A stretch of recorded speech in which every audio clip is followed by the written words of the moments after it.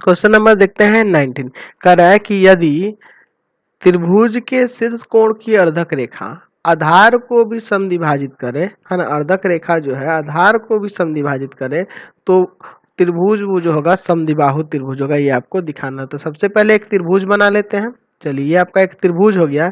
इस त्रिभुज का कुछ नाम दे दीजिए। चलिए यहाँ पे नाम देते हैं ए, यहाँ पे देते हैं बी और यहाँ देते हैं सी। क्या कह रहा है क्वेश्चन में कि यदि त्रिभुज के शीर्ष कोण की अर्धक रेखा यानी कि शीर्ष कोण को दो भागों में बांटने वाली रेखा, ठीक है, वो शीर्ष कोण को दो भागों में बांट रही है, ठीक, और क्या कर रही है, तो वो रेखा आधार को भी समद्विभाजित कर रही है, यानी कि यहाँ वाला कोण तो बराबर है ही और इन भुजाओं को भी दो बराबर भागों में बांट रही है। समझ रहे ना? तो इसको डी बिंदु देते हैं।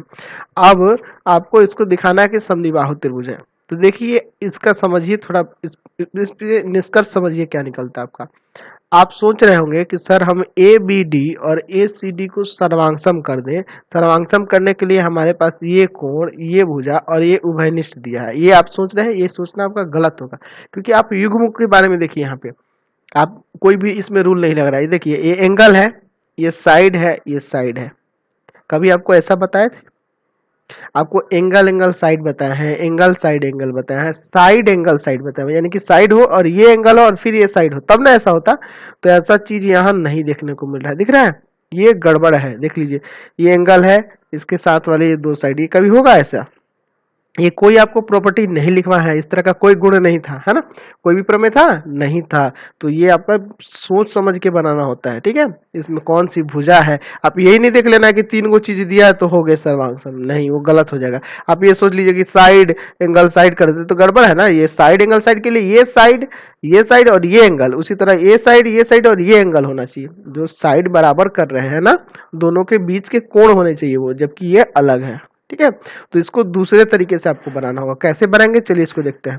सबसे पहले लिखते हैं कि दिया है ए त्रिभुज ए बी सी में, त्रिभुज ए बी सी में, ए बी सी में क्या है कि ए डी है ना, ए डी जो है एंगल ए की अर्धक रेखा है, यानी कि उसके दो बराबर भागों में बांटा। अर्धक रेखा है जो जो बीसी को समद्विभाजित समद्विभाजित करता है, समद्विभाजित करता है, ठीक है? चलिए, तो समद्विभाजित करता है यानी दो बराबर भागों में बांटता है। तो सिद्ध करना है, तो सिद्ध करना है, सिद्ध करना है, क्या सिद्ध करना है यहाँ कि त्रिभुज ए बी सी एक समद्विबाहु त्रिभुज है, समद्विबाहु त्रिभुज है, ये आपको दिखाना है। चलिए अब इसमें एक रचना करेंगे, ठीक है? रचना किस तरह से करेंगे देखिए, यहाँ लिखते हैं रचना। जैसे प्रमेय में करते थे ना, उसी तरह यहाँ भी करना होगा। हम लोग रचना करेंगे कि इस एडी को ना, एडी को आगे सीधा इस प्रकार बढ़ाएंगे। चलिए इसको थोड़ा बढ़ा देते हैं, ठीक है? ये बढ़ा दिए। देखिए इसको इस तरह से बढ़ाया है ना, ताकि यहाँ जो एडी हो जाए ना, एडी इसके बराबर हो जाए। तो इसका बिंदु का कुछ नाम देते हैं, यहाँ पे ई दे देते हैं और इसको मिला देते हैं, ठीक है? तो यहाँ से इसको अब मिला देते हैं, सी को मिलाया। और ये जो रचना की है आपको पहले भी बताया है कि ये डॉटेड आपको करना होता है, तो पहले आप इसको डॉटेड भी कर देंगे, ठीक है? ये डॉटेड भी होना चाहिए, ये भी आपकी डॉटेड होनी चाहिए, ताकि पता चले कि हम लोग ये रचना किए हैं, ठीक है? ये यानी कि ये वास्तव में नहीं दिया है, ये हम लोग कंस्ट्रक्ट किया है, इसलिए इसको डॉटेड खींचना होगा। चलिए हो गया। तो यहाँ लिख देंगे रचना में कि एडी को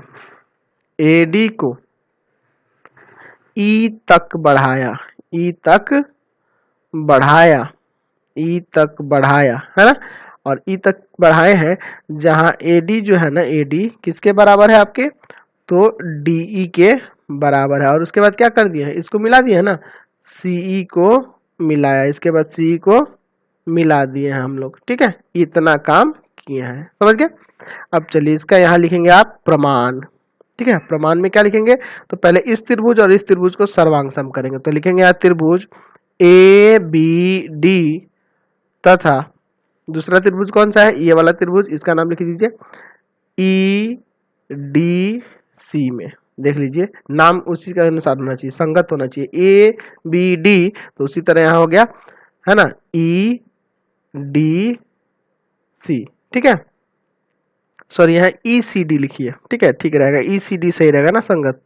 चलिए तो इसको ECD कर देते हैं, देख लीजिए ABD और ECD। चलिए इसको सर्वांगसम करते हैं। तो सर्वांगसम करने के लिए पहला चीज देख रहे हैं कि ये जो BD है ना, BD CD के बराबर होगा। क्यों ऐसा है? क्योंकि AD जो है, AD है ना, BC को समद्विभाजित कर रहा है ना, समद्विभाजित करता है, समद्विभाजित करता है, इसलिए ये बराबर हो गया, ठीक। चलिए दूसरा चीज क्या हो जाएगा? तो दूसरा जो है आप लिख सकते हैं कि AD बराबर जो है DE, हम लोग रचना से लिए हैं, ये रचना से है, ठीक है। और क्या हो जाएगा? तीसरा चीज क्या हो जाएगा? तो ये वाला कोण इस कोण के बराबर हो जाएगा ना, तो एंगल ADB बराबर एंगल क्या हो जाएगा? EDC हो जाएगा। क्यों होगा? तो आपको दिख रहा है शीर्षाभिमुख कोण, यानी वर्टिकली अपोजिट एंगल से ये दोनों बराबर हो जाएगा। देख रहे हैं ना ये दोनों कोण। तो आप देख लीजिए ये भुजा कोण भुजा, अब यहाँ लग रहा है ना भुजा कोण भुजा, यहाँ लिख दीजिए कि त्रिभुज ABD सर्वांगसम है त्रिभुज ECD के। कैसे हो जा रहा है? तो साइड एंगल साइड से, ठीक है। तो ये त्रिभुज तो सर्वांगसम हो गए। तो त्रिभुज जब सर्वांगसम हो गए तो यहाँ CPCT से हम लोग क्या क्या ले सकते हैं? तो चलिए इस फिगर में यहाँ देखिए हम CPCT से ले लेते हैं कि ये जो AB है ना, AB ये बराबर हो जाएगा किसके? तो CE के बराबर हो जाएगा। ये AB CE के बराबर हो जाएगा ना CPCT से। अच्छा और क्या हो जाएगा? तो एंगल BAD, एंगल BAD यानी ये वाला कोण किसके बराबर हो जाएगा? तो एंगल किसके? CE है ना, D के, एंगल CED के। ये दोनों कैसे हो जाएगा? CPCT से। समझ रहे हैं ना? यहाँ देख लीजिए BAD यानी ये वाला कोण और CED ये वाला कोण, ये बराबर हो जाएगा, ठीक, CPCT से।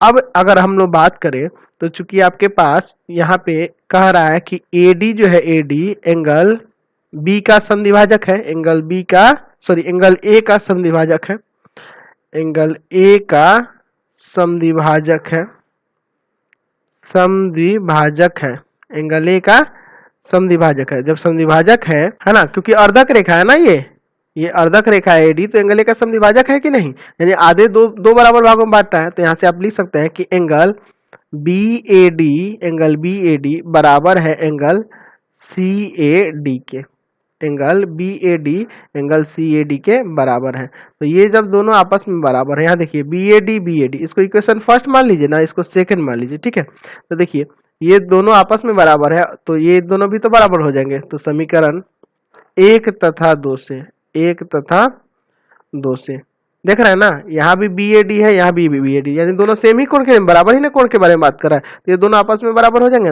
एंगल यहाँ से आपको पता चल गया कि एंगल CED बराबर हो जाएगा एंगल CAD के। देख लीजिए एंगल C है ना, CED यानी कि ये वाला कोण बराबर हो जाएगा CAD के। तो यह दो कोण बराबर होंगे तो इसके सामने इसके सम्मुख भुजाएं बराबर होंगी कि नहीं?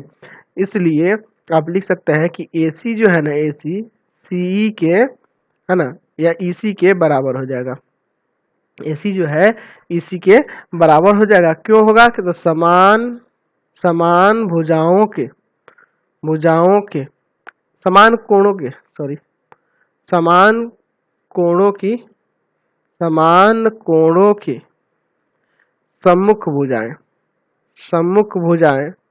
बराबर होती है, सम्मुख भुजाएं बराबर होती है, ठीक है। चलिए यहाँ से ये आपका हो जा रहा है। तो जब ये वाला भुजा इस भुजा के बराबर है, और चूंकि आपके पास ऊपर दिया हुआ है कि AB जो है ना, AB EC के बराबर है, C या EC है एक ही बात है। ये आप दिखाए थे ना CPCT से, देखिए ना यहाँ पे दिखाए AB बराबर C दिखाए थे ना। तो जब ये देखिए C कहिए या AC कहिए एक ही बात है ना, इसलिए जब EC या C ये दोनों तो एक ही है, तो ये दोनों आपस में बराबर हो जाएंगे नहीं, इसलिए AB बराबर क्या हो जाएगा? AC हो जाएगा। तो जब ये दो भुजाएं बराबर होंगी, अतः त्रिभुज ABC एक समद्विबाहु त्रिभुज है, समद्विबाहु त्रिभुज है। क्लियर हो गया यहाँ से। चले तो इसी के साथ इस वीडियो को इन कर देते हैं। प्लीज आप चैनल को सब्सक्राइब कर दें, बेल आइकन दबा दें, ज्यादा से ज्यादा दोस्तों में शेयर करें, कमेंट बॉक्स में लिखें कि हमारे वीडियोज आपको कैसे लगते हैं, और इससे रिलेटेड आपको लिंक की जरूरत हो, कोई प्रॉब्लम हो, या किसी भी चैप्टर की लिंक की जरूरत हो, या अदर सब्जेक्ट की लिंक की जरूरत हो, किसी अदर क्लास की लिंक की जरूरत हो, तो हमारे व्हाट्सएप नंबर 7301778899 पे व्हाट्सएप करके आप लिंक को प्राप्त कर सकते हैं। Thanks for watching the video.